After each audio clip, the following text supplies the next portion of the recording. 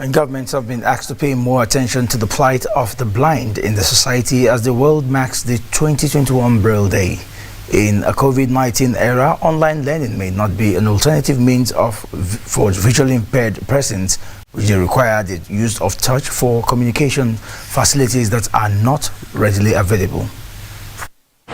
Global statistics showed that over 1 billion blind persons depend on the use of touch for communication using the Braille.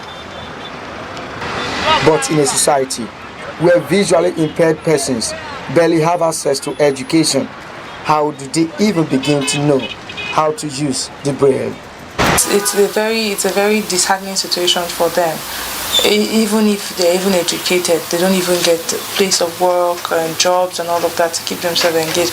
Not to talk of when the whole pandemic is not even allowing them to get the proper education that they're supposed to get.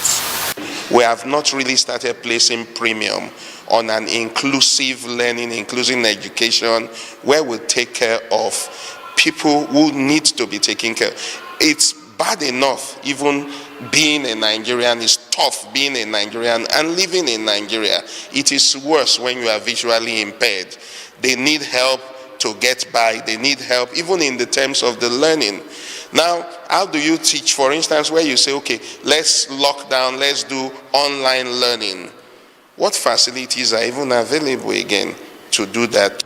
Joseph Ogaba is just one out of many visual impaired persons who go through lots of hardship as they struggle daily to eke out a living or go through school. Their chances of getting adequate health care and employment is very slim. Blind people or visually impaired people go through a lot, especially in Nigeria.